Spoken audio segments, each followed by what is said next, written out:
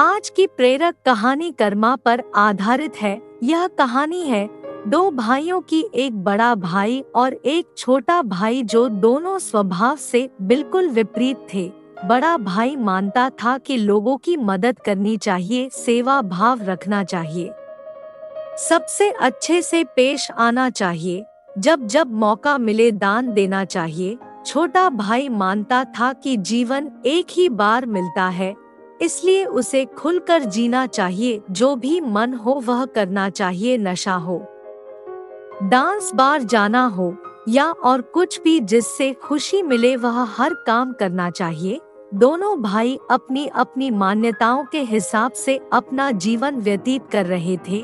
बड़ा भाई जो भी कमाता उसमें बड़ी मुश्किल से गुजारा कर पाता था, क्योंकि वह जब भी मौका मिलता दूसरों की मदद करता था। वो सत्संग सुनने जाता, मेडिटेशन करता, वो जितना हो सके उतना सादा जीवन जीने की कोशिश करता। छोटा भाई गलत रास्ते और गलत तरीके से ज्यादा धन कमाता और अपनी हर इच्छा पूरी करता, दारू सिगरेट पीता, नाचने वालियों के पास जाता, जितना संभव हो उतना ऐश करता।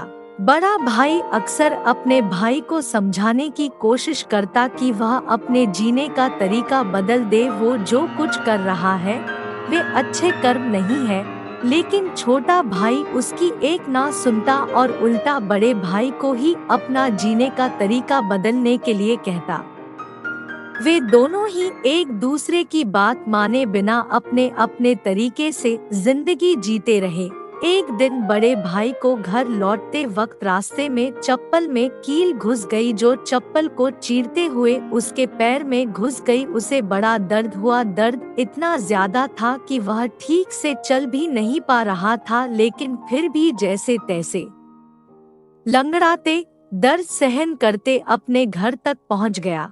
घर पहुंचने के बाद उससे बिल्कुल भी खड़ा हुआ नहीं जा रहा था। उसे बहुत प्यास लग रही थी, लेकिन दर्द इतना ज्यादा था कि वह पानी का गिलास लेने तक की हिम्मत नहीं जुटा पा रहा था। इसलिए अब बड़ा भाई छोटे भाई के आने की राह देखने लगा।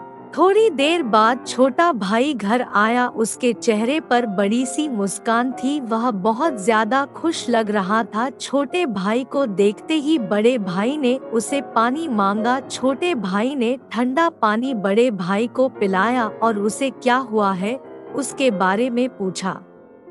बड़े भाई ने बताया कि उसके पैर में कील घुस गई है। छोटा भाई बड़े भाई से बोला, देखिए आप इतना सारा और सच्चाई भरा जीवन जीते हैं, बदले में आपको क्या मिला? और यह देखिए मैं कितना खुलकर जीवन जीता हूँ, इसलिए आज मुझे रास्ते में यह हीरे का हार मिला है।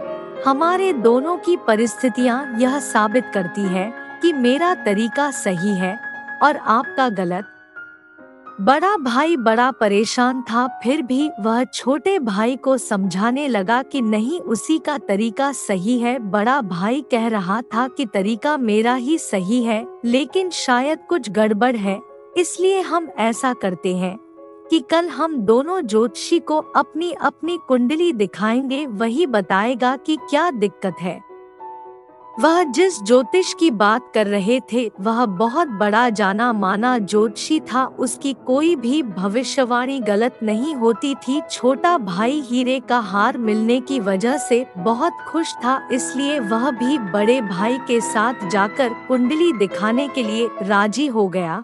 अगले सुबह दोनों भाई अपनी अपनी कुंडली लेकर उस ज्योतिषी के पास पहुंच गए। बड़े भाई ने अपनी कुंडली ज्योति को दिखाई। उस कुंडली को देखते ही ज्योतिषी बोला, बाप रे बाप, किस अभागे की यह कुंडली है, यह तो अब तक मर गया होगा। बड़ा भाई कुछ नहीं बोला और फिर छोटे भाई की कुंडली ज्योतिषी को पढ़ने के लिए दी गई। उसकी कुंडली देखते ही ज्योतिषी खुशी से बोल पड़ा, यह बहुत अच्छी कुंडली है, इसमें तो राजयोग लिखा है, यह जरूर अब तक मंत्री बन गया होगा। दोनों कुंडली दिखा देने के बाद दोनों भाइयों ने ज्योतिषी से कहा कि यह दोनों कुंडली उनकी है और आपकी भविष्यवाणी गलत है, क्योंकि ना ही बड़ा भाई अब तक मरा है और ना ही छोटा भाई मंत्री बना है। ज्योतिषी ने दोनों से कहा कि मैं कुंडली पढ़ने में गलत हो ही नहीं सकता। हाँ, अगर तुम्हारे कर्म कुछ ऐसे हो तो तुम्हारी कुंडली में लिखा बदल जरूर सकता है। ज्योतिषी ने पहले बड़े भाई से और बाद में छोटे भाई से उनके जीवन जीने का तरीका और वह कैसे कर्म करते हैं उसके बारे में विगत से जाना।